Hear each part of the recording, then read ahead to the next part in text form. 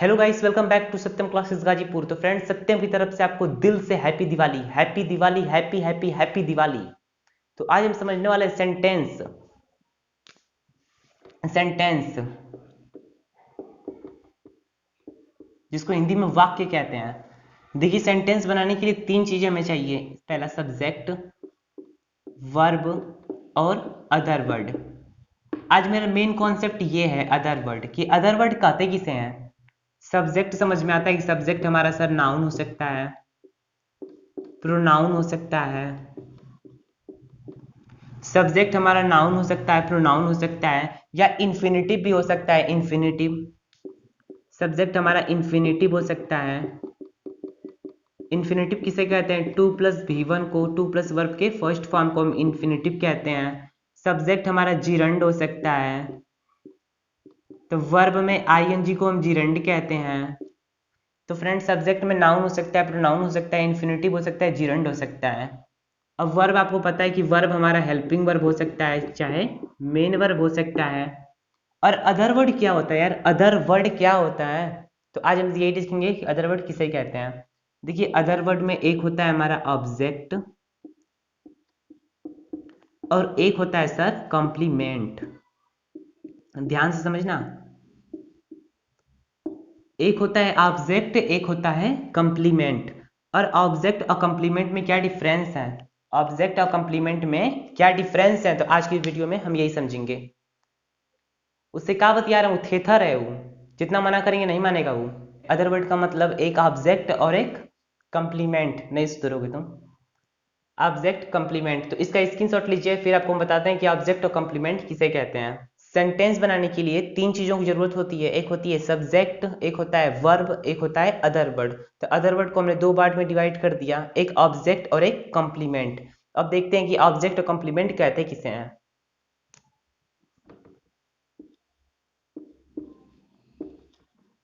Other word, जिसको हम लोग लिखते हैं शॉर्ट में OW। तो अदर वर्ड को हमने दो भाग में डिवाइड कर दिया, ओ से। एक हमने डिवाइड कर दिया ऑब्जेक्ट, एक कर दिया हमने कॉम्प्लीमेंट। कॉम्प्लीमेंट, ध्यान देना, complement COMPLEMENT।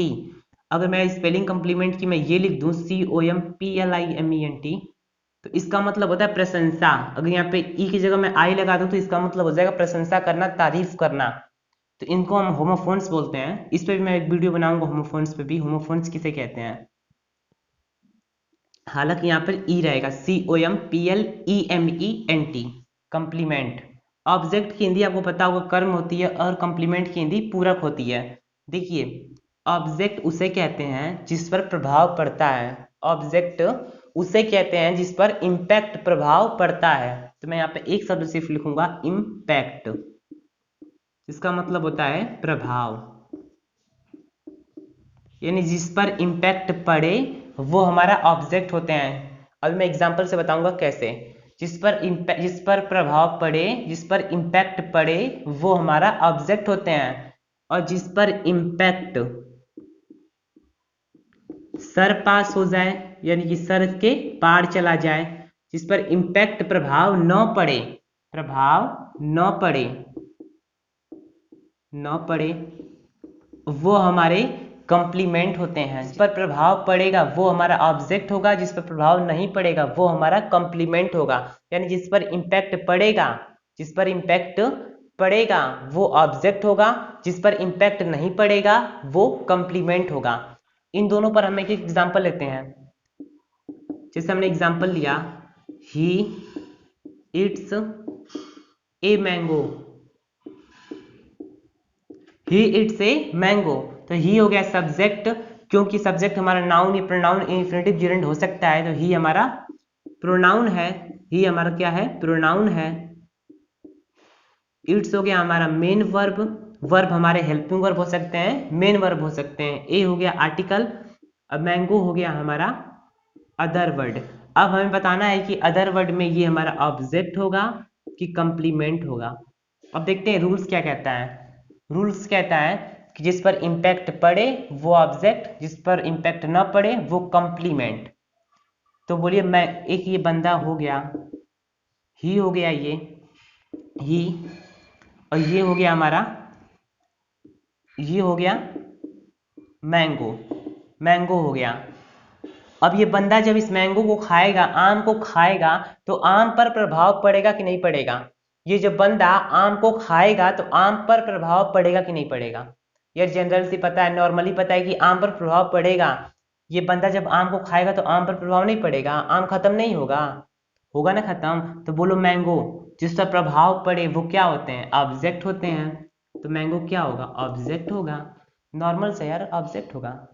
He it's a mango, mango क्या होगा? ऑब्जेक्ट होगा, क्योंकि जिस पर प्रभाव पड़े वो हमारे ऑब्जेक्ट होते हैं, जिस पर प्रभाव न पड़े वो कंप्लीमेंट होते हैं। तो ही इट्स ए मैंगो, यहाँ पर मैंगो क्या है? मैंगो पर प्रभाव पड़ा, क्योंकि ही ने मैंगो खाया तो मैंगो पर कोई ना कोई प्रभाव जरूर पड़ेगा, इसलिए मैंगो हमारा ऑब्जेक्ट होगा। आपको एक एग्जांपल और हम लेते हैं, ही गोज टू स्कूल, वह स्कूल जाता है, एग्जाम्पल है आपका।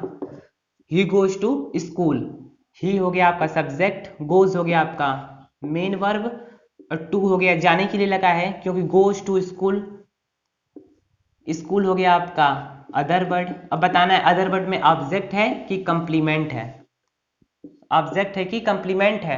अच्छा बताइए वह है, ठीक, और ये आपका स्कूल है, समझ सपोज कर लीजिए स्कूल है आपका। अगर वह जब स्कूल जाएगा तो क्या स्कूल पे कोई प्रभाव पड़ेगा? कोई प्रभाव नहीं पड़ेगा। अरे यार इसके स्कूल जाने से स्कूल पे क्या प्रभाव पड़ेगा? अब स्कूल तो बहुत अच्छा से सका टूट के 2 फीट गड्ढा हो जाएगा, स्कूल कुछ स्कूल पे कोई प्रभाव नहीं पड़ेगा। ये बंदा के जाने के स्कूल से, ये बंदा जब स्कूल जाएगा तो स्कूल पे कोई भी प्रभाव नहीं पड़ेगा, इसलिए ये क्या होगा हमारा? कंप्लीमेंट होगा। अब तुम कहोगे यार कि पॉपुलेशन बढ़ जाएगी।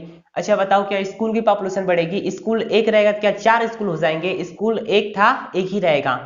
किसकी पॉपुलेशन बढ़ेगी? उस बच्चे की पॉपुलेशन बढ़ेगी, उसकी क्लास में 3 बच्चे थे, उसके जाने से 4 बच्चे हो जाएंगे, तो उसकी पॉपुलेशन बढ़ी, न कि स्कूल की जनसंख्या बढ़ी। स्कूल एक था, एक ही रहेगा, जहां था वहीं रहेगा, स्कूल पे कोई भी प्रभाव नहीं पड़ा, इसलिए स्कूल हमारा क्या होगा? कंप्लीमेंट होगा। तो he goes to school, school यहाँ पे क्या हो गया? कंप्लीमेंट हो गया। समझ में आया आपको ऑब्जेक्ट और कंप्लीमेंट में क्या डिफरेंस है? तो ऑब्जेक्ट जिस पर प्रभाव पड़े वो ऑब्जेक्ट होते हैं, जिस पर प्रभाव न पड़े वो हमारे कंप्लीमेंट होते हैं। ही गोज टू स्कूल, तो स्कूल यहाँ पे क्या था? हमारा कंप्लीमेंट था, क्योंकि स्कूल पे कोई भी प्रभाव नहीं पड़ा उसके, वो स्कूल जाता है, स्कूल वो गया तो क्या स्कूल पे कोई भी प्रभाव पड़ा? नहीं पड़ा, इसलिए वो क्या हो गया? स्कूल कंप्लीमेंट हो गया। तो ही इट्स अ मैंगो, वो एक आम खाता है तो आम पर प्रभाव पड़ा, इसलिए आम हमारा ऑब्जेक्ट हो गया। समझ में आ गया आपको ऑब्जेक्ट और कंप्लीमेंट में क्या डिफरेंस है? मिलते हैं नेक्स्ट वीडियो में ऐसे ही लेक्चर के साथ। जय हिंद, वंदे मातरम।